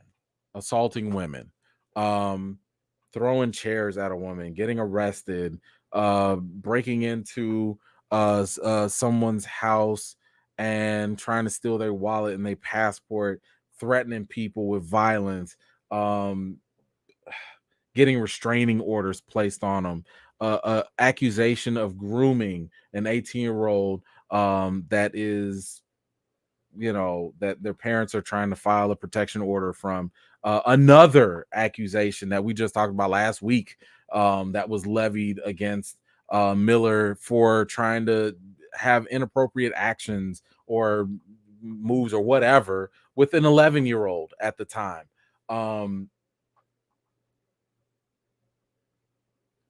I understand innocent until proven guilty, but there's way too much smoke right now. Like, it's so much smoke, I can't even breathe. You know what I'm saying? And when there's smoke, there's fire. And it's this smoke is thick as hell. You have witnesses after accusation after accusation. Let's be honest. Ezra Miller is not about to go buy NBC. Okay, there's no big conspiracy theory here.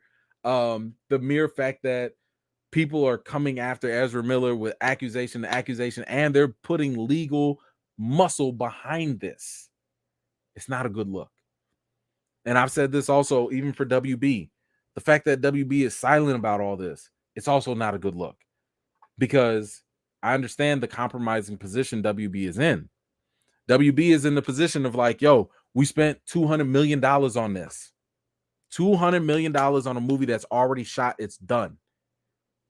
What do? You can't just take that as a loss. I mean, you could. That would show people that you value morality, morals in a sense, your image more than the bottom line dollar. I get that.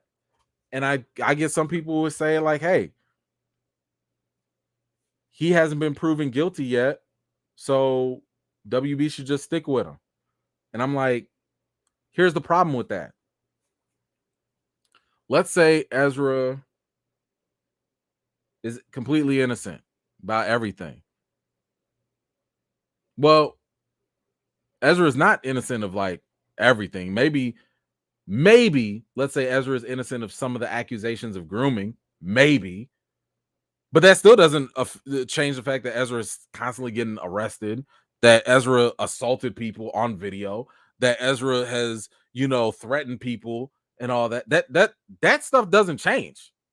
So even if Ezra is innocent of the most recent stuff, that does not change the stuff that Ezra's already done. You still gonna put that out there? Is that still your superhero? Is that still the person that you want to have on the face of your toys and the marketing and the billboards? Is that still the person that you want little kids to look up to? That's if Ezra's innocent of that stuff. If Ezra's guilty of all these other things, you condone that? I mean, honestly, all those questions I asked still apply. You still want little kids looking up to that? You want little kids looking up to an accused groomer of kids? I don't want my kids dressing up as the Flash. Not if Ezra Miller is attached to that. They shouldn't be watching that. There shouldn't be more comic books that are made in Ezra's image to amplify that. That's problematic. Let's get to the latest accusation so I could go on and tell y'all what I think they should do. According to Rolling Stone, guns, bullets, and weed. Ezra Miller is housing 3 young children and their mother on their Vermont farm. 2 sources with knowledge of the situation expressed concern to Rolling Stone that it is an unsafe environment for children, alleging there are unattended guns strewn around the home on Ezra Miller's 96-acre property. One source, who, like the other, requested anonymity for fear of retribution, probably by Ezra, recalled an instance where one of the children, a 1-year-old, allegedly picked up a loose bullet and put it in her mouth.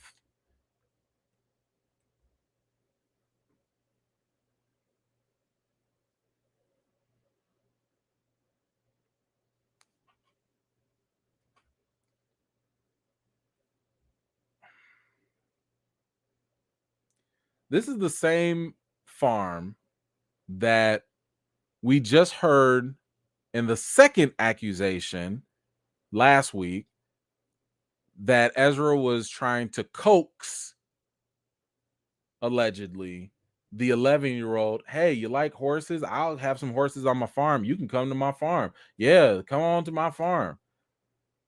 That's the same child that Ezra told their parent, you'd be lucky if you had someone like me guiding your child. According to the witnesses, that's what Ezra said to the mom. And Ezra would try to lure them to the Vermont farm.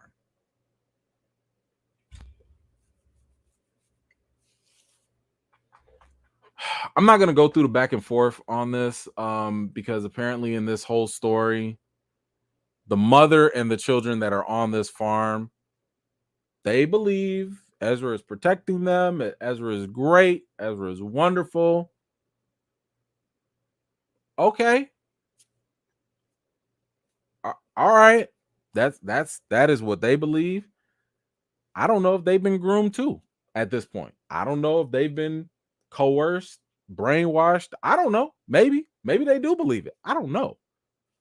Apparently, the father of this child or these children, because the children are ages 1 to 5 that are on Miller's farm.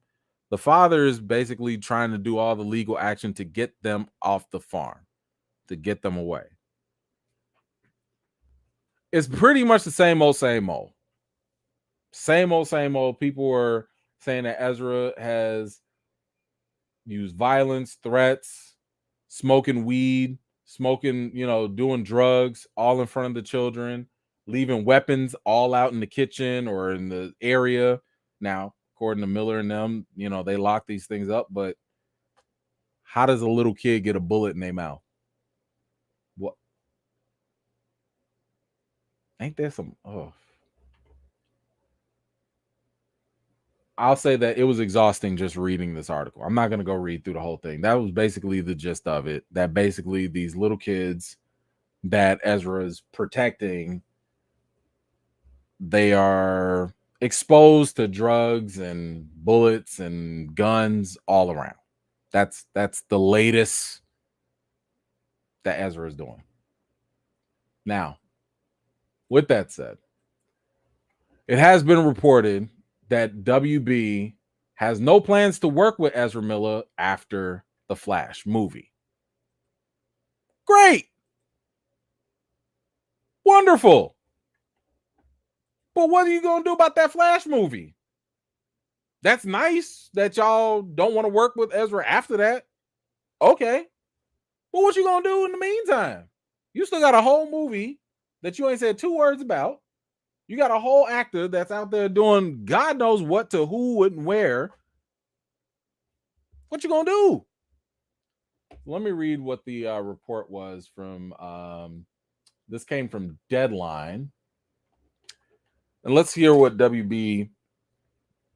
They're not saying this officially, but this is according to sources. Let's see what they said. Deadline has heard the studio has tried getting help for Miller. Good. But the troubling headlines continue to pile up. Could you send a potentially liability on a global publicity tour and have the actor anchor a huge studio franchise play? Zaslav, the new CEO, the new head of WB, has several choices and he will make one of them soon. Among them, he can pull back on heavily promoting the 2023 film, confining it to some P&A and no publicity tour. Or he can regulate it to streaming with HBO Max and take a write down. Or lean it towards making the movie a hit and then drop Miller if they can't straighten things out. WB did that when it dropped Johnny Depp from the Grindelwald character in Fantastic Beasts franchise after the actor's well-publicized unsuccessful UK lawsuit. The studio replaced Depp with Mads Mikkelsen. There is no winning in this for WB. One studio source tells us this is an inherited problem for Zaslav. The hope is that the scandal will remain at a low level before the movie is released and hope for the best to turn out. I'm sorry. That was just too funny. You really think that is this low level? You got an accusation almost weekly of grooming children, and you think they just gonna fly under the radar with this? All right. What else did they say here? Sources said even if no more allegations surface, the studio won't likely keep Miller in the Flash role in future DC films. That would mean replacing him in the future, but there's still a $200 million investment on the line with the first film, and Warner Brothers execs have to be cringing at each new press report. Of course they're cringing. You got a whole potential groomer on the loose. All right. Let me just tell you my idea. Now, I don't think dropping it on HBO Max will help because there's money on the line, right?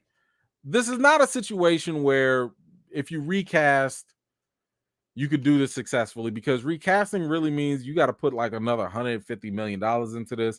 And that's already way too much money for a Flash movie. I do think, though, there's one option that they can do.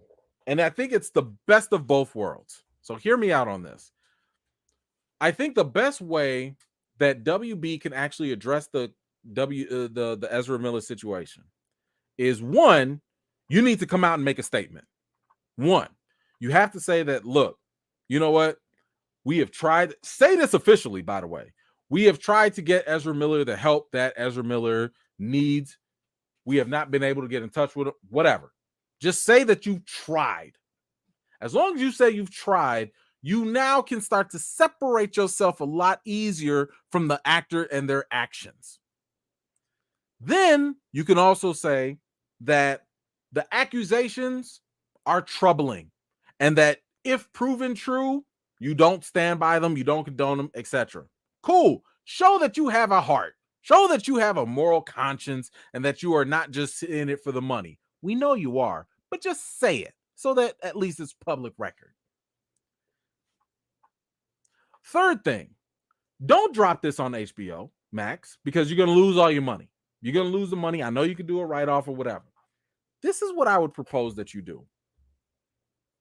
You recast Ezra Miller, but not for the entire movie because that's going to cost you too much. What you do is, because keep in mind, we're dealing with time travel, right? In the multiverse. What WB should do is go get your next Flash actor. I don't care if it's Grant Gustin. I don't care who it is. Go get that other actor. In the final scene of the movie, maybe even the post-credit scene, you have Ezra Miller messing with the timeline and Barry doing all whatever. And next thing you know, he wake up, boom, with a new face at the end of the movie. And you recasted him for only 10 seconds. And that's it. That way, you can recast the character. You can still make your money from the movie. You've corrected your public image by saying, like, hey, we don't stand by this. We separating ourselves. We tried to help, whatever. And you've recast the character within 10 seconds. Pay some little actor, whoever you want to get, pay them a couple $1,000,000. It's only for 10 seconds. It's a quick cameo. Dylan O'Brien, Grant Gustin, whoever. You show just that quick little thing. And guess what? There goes your Ezra Miller problem. Done. It's done for. It's done for. You'll never have to talk about Ezra Miller no more. You can say, yo, that was in the past. That movie that we just played, it was a great movie. He's gone. And that's it. And that's it. So I think that would be the best way for them to recast Ezra Miller without breaking the bank, losing on the investment. And I think it would be the best way for them to part ways in a natural way. Yeah, you're going to get your movie up there. Yeah, you're going to recoup your money. Yeah, you're going to recast. But we can still move forward. We can still move forward and let Ezra Miller and whatever sinking ship they're on just sink on their own. Anyway, that's all I got for today, y'all. You let me know. How do you think? Could that work? Do you think that they should do one of the other options, the HBO Max, or scrap the whole movie? You let me know your thoughts in the comments down below of how WB should deal with Ezra Miller and this whole fiasco that just seems like a never-ending nightmare. Let me know your thoughts in the comments down below. All right, let's get to these last comments before we sign off.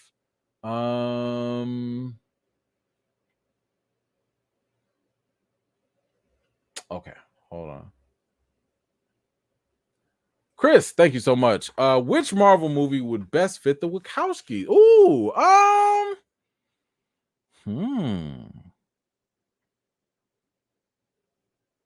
That's a good question because you know, as you know, they made the Matrix movies and stuff like that. I wouldn't mind. Here's the problem though. The Wachowskis have not been that good outside of the Matrix. Jupiter Ascending? Oh, the new Matrix movie? It just haven't been all that good. Just saying. But if you wanted to give them something, you have to give them something that they work very well visually. Like they will give you some really good visual stuff. It's just the storytelling that's a little problematic sometimes with them. So I would say this. I would give them something that is futuristic, tech advanced. I'd give them a Cable story. So if Marvel, wants to bring back Josh Brolin as Cable, do like some sort of future story, whatever, I would have them do something with Cable and see where that goes. I think that would be a natural fit for them to do it. Hopefully they both do them, because when it's just one of them, they don't work too well. But if they both come to it, I think that would actually be a good move for them to take on. But thank you so much. What else do we have? LeVry back at it. Ezra Miller is just working on his next job. Aleister Crowley biopic. Shaking my head. Just horrible stuff. Honestly, I don't think Ezra Miller can work in Hollywood again. You're accused of grooming people, of grooming children. You're accused of having guns and children putting bullets in their mouth. Ezra Miller ain't working no more. They might do some self-fund projects here and there, but anybody gonna put their money with Ezra Miller? The liability, the insurance is gonna be through the roof. They might get arrested like the next day. So yeah, I don't think they can do whatever they want. Because I know Ezra did do one movie on their own, but whatever. Anyway, they're done. I think they are done in Hollywood. That's it. Latrice, thank you so much. This is a sow the wind, reap the whirlwind. They knew Ezra was troubled well before making a solo Flash movie. They deserve to suffer some loss. Well, now to be fair, this is, like they mentioned in the article, it's an inherited problem. This came from the old WB regime. The new WB regime, the Discovery, Zaslav, they inherited this. They didn't cast Ezra Miller. They didn't say, hey, let's go with it. This is like the old people problems. So it kind of sucks that the new folks that are in here that are trying to make a difference have to suffer from the bad decisions of the previous regime. That does kind of suck. So I feel for them in that sense, because at least the new regime sounds like they want to do things better. That's what they sound like. Will they? We don't know, but it sounds like they trying at least. But thank you so much for that, Latrice. I appreciate you. You've been the MVP today with all the super chats. Appreciate you so much. Come on now, Ty coming through with the super sticker. Thank you, Ty. Always appreciate you with that. And I think that is all we have for today. Look at that, 2 hours. Woo-wee. Not a lot of news, but hey, we made it, y'all. No 3 hours today. All good, all good. Hey, I want to thank y'all so much for taking the time to hang out, talk about the news. Appreciate y'all. We will be back on Wednesday. That's when we're going to no Obi-Wan. So we'll be talking about Ms. Marvel. We will do that. Then of course we'll be back next Friday as well to talk about all the news throughout the week. I want to say thank y'all again. Thank you for all the comments. Thank you for all the support, all the super chats and all that. And thank y'all too, because I didn't get a chance to thank y'all for this. YouTube has added like a thanks button where you can actually, leave a super chat comment after the video is done. It's like a little thanks button or whatever. I didn't get a chance to thank some of the people that left some of those before. So I want to say thank you now for those people that are doing those after the lives are done. I appreciate the contributions for real. Really does mean a lot. So come on now, Lamar, thank you so much for that too, man. Appreciate you. But hey, I want to say, maybe we should do the boys too. No, but the boys are on Friday. I don't know. We'll figure something out. But anyway, thank y'all so much. I gotta run. I got a dog that I gotta go walk or something. So y'all know the routine. Wash your hands, wash your butts. I will see y'all Wednesday. Peace out.